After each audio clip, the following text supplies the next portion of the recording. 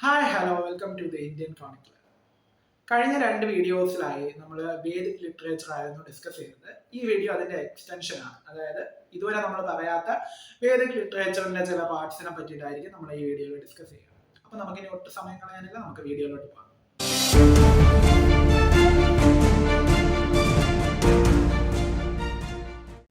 അടുത്തതായി വേദിക് ലിറ്ററേച്ചറിന്റെ ഒരു പാർട്ടാണ് പുരാണങ്ങൾ. ഈ പുരാണാസ് എന്ന് പറയുന്നതിന്റെ ലിറ്ററൽ മീനിങ് എന്ന് പറയുന്നത് ഓൾഡ് അല്ലെങ്കിൽ പഴയത് എന്നൊരു മീനിങ് ആണ് ഈ പുരാണാസ് എന്നൊരു വേർഡിന് വരുന്നത്. ഇത് കുറച്ച് ലേറ്റർ പീരീഡിൽ, അതായത് 4th സെഞ്ചുറി 6th സെഞ്ചുറി ഈ ഒരു കാലഘട്ടത്തിൽ എഴുതപ്പെട്ടിട്ടുള്ള വേദിക് ലിറ്ററേച്ചറിന്റെ തന്നെ പാർട്ടുകളാണ് പുരാണാസ് എന്ന് പറയുന്നത്. മെയിൻലി ഇതിന്റെ സബ്ജക്ട് എന്താന്ന് വെച്ച് കഴിഞ്ഞാല് നമ്മുടെ ബ്രാഹ്മണിക്കൽ ആയിട്ടുള്ള social and religious Brahmanical values ഇതിനെ കുറച്ചുകൂടെ ഒന്ന് എംഫസൈസ് ചെയ്ത് കാണിക്കാനാണ് പുരാണാസ് എഴുതപ്പെട്ടിരിക്കുന്നത്. അതും 4 യുഗങ്ങളിലായിട്ട് 5 ടോപ്പിക്സ് ആണ് ഈ പുരാണാസ് ഡിസ്കസ് ചെയ്യുന്നത്. ഒന്ന് സർഗ എന്ന് പറയും, അതായത് ക്രിയേഷൻ ഓഫ് ദ വേൾഡ്, ഈ വേൾഡിന്റെ ക്രിയേഷനെ പറ്റിയിട്ട്. അതുപോലെ പ്രതിസർഗ, റീക്രിയേഷൻ. മന്വന്തരാസ്, അതായത് നിരവധി മനുക്കളുടെ, അതായത് നമ്മളിപ്പോ എന്താ പറയാ, ഇസ്ലാമിക് റിലീജിയനില് നബി എന്നൊക്കെ പറയുന്നതിന്റെ ഒരു പാരലൽ വേർഷൻ ആണ് ഹിന്ദുയിസത്തില് മനു എന്ന് പറയുന്ന ടേമിന് വരുന്നത്. അപ്പൊ ഈ ഓരോ മനൂസിന്റെയും ഇടയിലുള്ള ടൈം പീരീഡ്, അതാണ് മന്വന്തരാസ്. ഈ മന്വന്തരാസും നമ്മുടെ പുരാണാസ് ഡിസ്കസ് ചെയ്യുന്നുണ്ട്. അതുപോലെ വംശ, നമ്മുടെ ദേവന്മാരുടെയും ഋഷിമാരുടെയും ഒക്കെ ജീനിയോളജീസ് ആണ് വംശ. അതുപോലെ വംശാനുചരിത, റോയൽ ഡൈനാസ്റ്റീസിനെ പറ്റിയിട്ടുള്ള ഒരു ടോപ്പിക്കാണ് വംശാനുചരിത. അതായത് സൂര്യവംശം, ചന്ദ്രവംശം, ഇങ്ങനത്തെ ഡൈനാസ്റ്റീസിനെ പറ്റിയിട്ടൊക്കെ കേട്ടിട്ടില്ല. അതായത് സൂര്യന്റെ ഡിസെൻഡൻസ് ആണ് എന്ന് ക്ലെയിം ചെയ്യുന്നവരാണ് സൂര്യവംശ. അതുപോലെ മൂണിന്റെ ഡിസെൻഡൻസ് ആണ് എന്ന് ക്ലെയിം ചെയ്യുന്നവരാണ് ചന്ദ്രവംശ.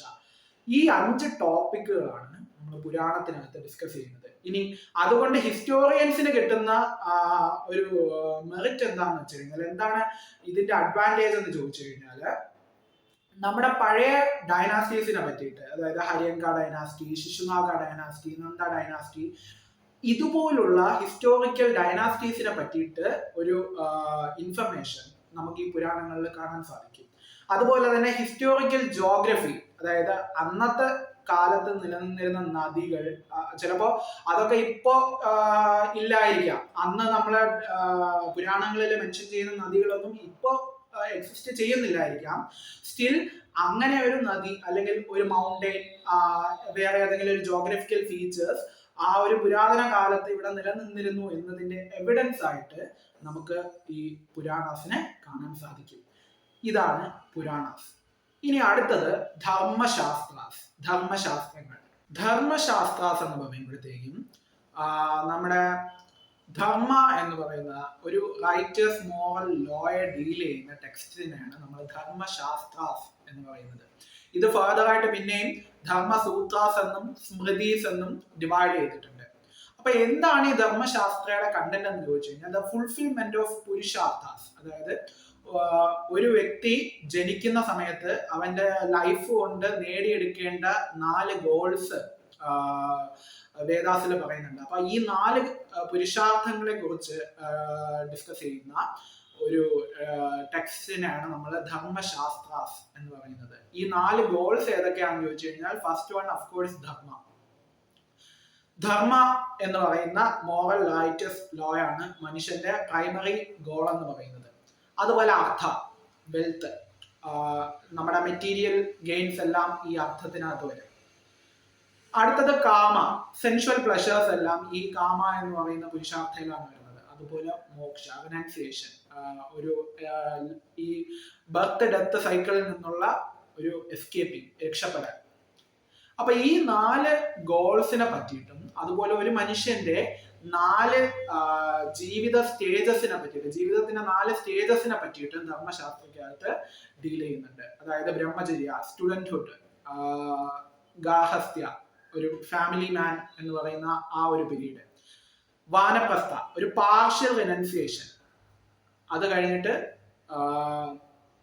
സന്യാസ, അതായത് കംപ്ലീറ്റ് റിനൗൺസിയേഷൻ.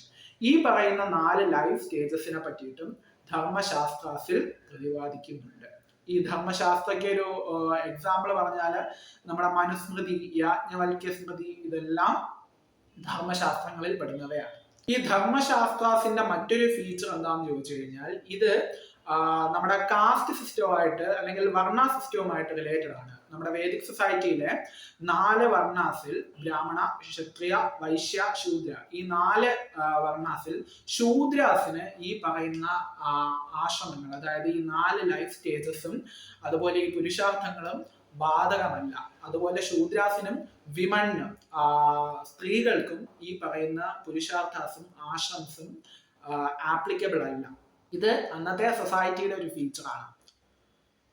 അടുത്തത് എപ്പിക്സ്, ഇതിഹാസങ്ങൾ. ഈ ഇതിഹാസങ്ങൾ എന്ന് പറയുമ്പോഴത്തേക്കും അതും പുരാണാസും തമ്മിലുള്ള ഒരു ഡിഫറൻസ് എന്താണെന്ന് ചോദിച്ചു കഴിഞ്ഞാൽ ഇതിഹാസങ്ങൾക്കകത്ത വംശങ്ങളും അതുപോലെ ഹീറോയും ഒക്കെ മനുവിന്റെ ഡിസെൻഡൻസ് ആയിട്ടാണ് ഡെപിക്ട് ചെയ്തിരിക്കുന്നത് ഇതിഹാസങ്ങളിൽ, എപ്പിക്സിൽ. നമ്മുടെ സംസ്കൃതത്തില് 2 മഹാ ഇതിഹാസങ്ങളാണുള്ളത്, രാമായണവും മഹാഭാരതവും. ഈ 2 എപ്പിക്സിന്റെ ഫീച്ചേഴ്സ് എന്താണെന്ന് നമുക്ക് നോക്കാം. രാമായണ എന്ന് പറയുന്നത് നമ്മൾ ആദി കാവ്യമായിട്ട്, അതായത് ഫസ്റ്റ് പോയമായിട്ട് കൺസിഡർ ചെയ്യുന്ന വർക്കാണ് രാമായണം. ഇത് റഫ്ലി ഒരു 400 BC 300 CEക്കും ഇടയിലുള്ള കാലഘട്ടത്തിൽ എഴുതപ്പെട്ടതായിട്ടാണ് ഹിസ്റ്റോറിയൻസ് കൺസിഡർ ചെയ്യുന്നത്.